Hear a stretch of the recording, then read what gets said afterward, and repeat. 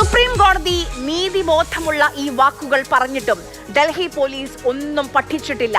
Cockroach Janata പാർട്ടിക്കൊപ്പം സമരമിരുന്ന പ്രതിഷേധിച്ച ശബ്ദമുയർത്തിയ മുഖമാണ് ഐഷി ഘോഷ്, SFIയുടെ ഡൽഹി ജില്ലാ സെക്രട്ടറി. ഇന്ന് ഐഷിയെ തേടി ഡൽഹി പോലീസ് എത്തി അങ്ങ് AKG ഭവനിൽ.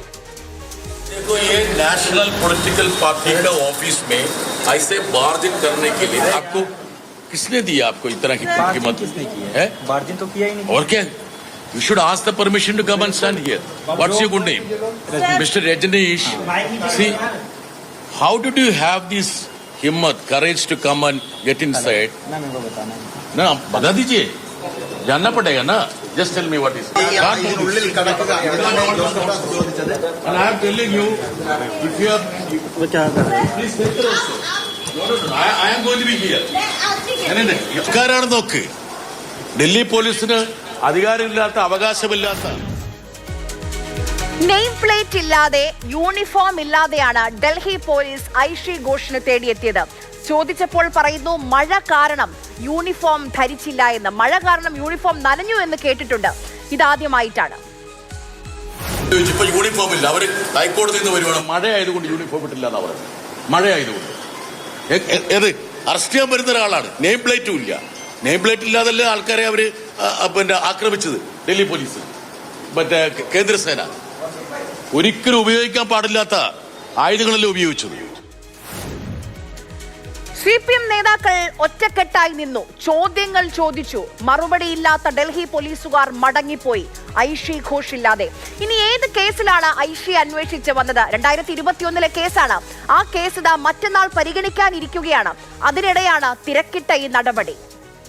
ഈ കേസ് 30-ാം തീയതിയാണ് വെച്ചിരിക്കുന്നത്. 30-ാം തീയതിയുടെ മുമ്പേ പോലീസിനെ വിളിക്കുന്ന സമയത്ത് തന്നെ ഐഷി 30-ാം തീയതി ഹാജരാകാമെന്നും അതിനു മുമ്പ് ആവശ്യമായ അപേക്ഷകൾ എല്ലാം കോടതി മുമ്പാകെ നൽകാമെന്നും ഇന്ന് രാവിലെയും കൂടി പോലീസിനെ അറിയിച്ചിട്ടുള്ളതാണ്.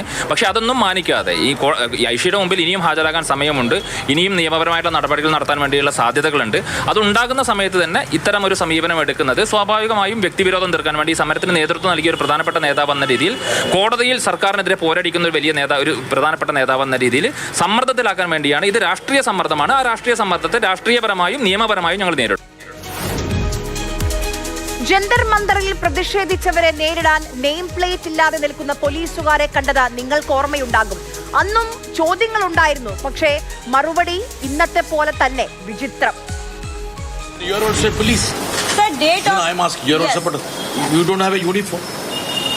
I went for. No. I am asking a straight question to you. Please. You are part of the Delhi police. Yes. I should know who I are and where is your badge, where is your uniform. Can you just come like this? Sir. You are not answering my question. I am a lawmaker. I am a parliament member. मैं आपको explain कर why? Tell me. आज मेरा high court matter था.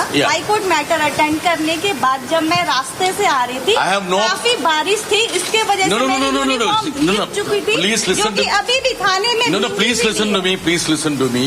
You are a police officer. You must have attended the. സ്വകാര്യ വാഹനത്തിൽ name plate ഇല്ലാതെ വന്നിറങ്ങുക, പിടിച്ചുകൊണ്ടു പോവുക, പ്രതികാര നടപടി പാടില്ല എന്ന പരമോന്നത കോടതിയുടെ വാക്കുകൾക്കും ഡൽഹി പോലീസ് പുല്ലുവിലയാണ് നൽകുന്നത്. നോക്കൂ, ഡൽഹി പോലീസ് ആരുടെ കീഴിലാണ്? അമിത്ഷായുടെ കീഴിലാണ്, രാജ്യത്തിന്റെ ആഭ്യന്തര മന്ത്രിയുടെ കീഴിലാണ്. നിങ്ങൾ ഇത്തരം പ്രതികാര നടപടിയിലൂടെ തുറന്നു കാട്ടപ്പെടുകയാണ്.